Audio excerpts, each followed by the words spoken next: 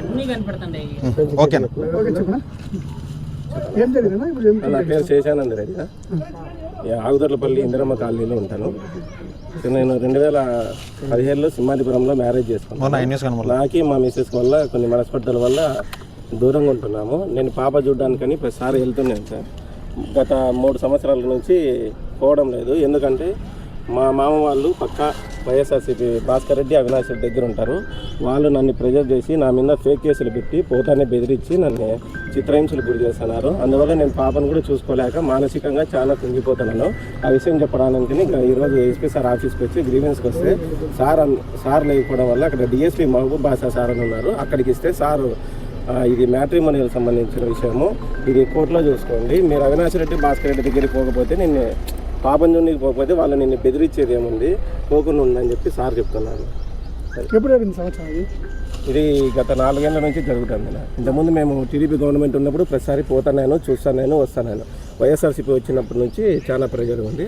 పోనీకి కూడా కావడంలే. పోతే అప్పుడు దొంగ కేసులు పెడుతున్నారు. మళ్ళీ ఇప్పుడు పోతే అదే ఇన్ఫ్లుయెన్స్ ఇప్పుడు ఉపయోగించి నన్ను రానికుండా చేస్తాను. ఈవెన్ నా మీద పెట్టిన ఫాస్ట్ కేసుకి నేను కోర్టుకు పోతున్నా కూడా కోర్టు బయటనే ఉండి వీళ్ళు బెదిరిస్తున్నారు. అవినాష్ రెడ్డి, భాస్కర్ రెడ్డి వాళ్ళ మనుషులు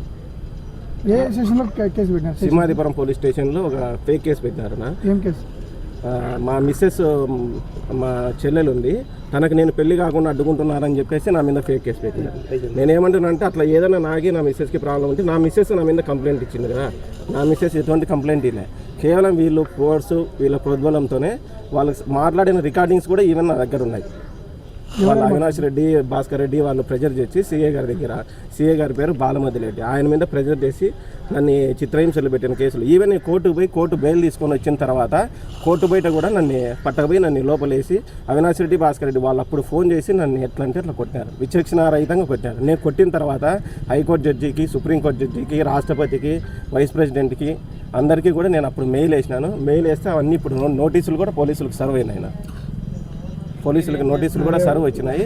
ఇప్పుడు ఎస్పీ సార్ అందుబాటులో లేరు, సార్ న్యాయం చేస్తారని చెప్పేసి అనుకుంటున్నాను. మీరు అప్పట్లో ఏ పోలీస్ స్టేషన్ అవినాష్ రెడ్డి పైన? నా పైన నేను కంప్లైంట్ చేసేకి అంత లేదన్నా. నేను ఈవెన్ కోర్టు బయటకు పోతుంటేనే నన్ను వచ్చి పట్టకపోయి నన్ను కొట్టే సిచ్యువేషన్లో ఉన్నాయి. అట్లాంటిది నేను కంప్లైంట్ ఇస్తే ఒకసారి నేను సూసైడ్ చేసుకున్న అనే ఆలోచన వచ్చి నేను సూసైడ్ చేసుకోవాలనుకున్నా. అప్పుడు కూడా నేను డైలాన్ రెడ్డికి ఫోన్ చేసి ఈ విషయం అంతా చెప్పిన, వీళ్ళ వల్ల నేను ఇట్లా చేసుకుంటాను అంటే అప్పుడు ఏదో వచ్చినారు, మాట్లాడినారు, అంతా అయిపోయింది. మళ్ళీ దాని గురించి వదిలి నేను వేరే ప్రైవేట్ మెయిన్ అవినాష్ రెడ్డి, భాస్కర్ రెడ్డి వల్లే ఈరోజు నా స్పాయిల్ అయినది. నా ఫ్యామిలీ స్పాయిల్ అవ్వడానికి కారణం భాస్కర్ రెడ్డి, అవినాష్ రెడ్డిని చూసుకొని మా మామ రెచ్చిపోయినాడు. మా మామ పేరు లోకబంధు రెడ్డి. ఏం చేస్తారు? నేను ప్రైవేట్ ఎంప్లాయీనా. ఎందుకు గొడవ వచ్చిందా నీకు మీ భార్య? గొడవ అంటే పెద్ద గొడవేం కాదు, గొడవ చిన్నదే.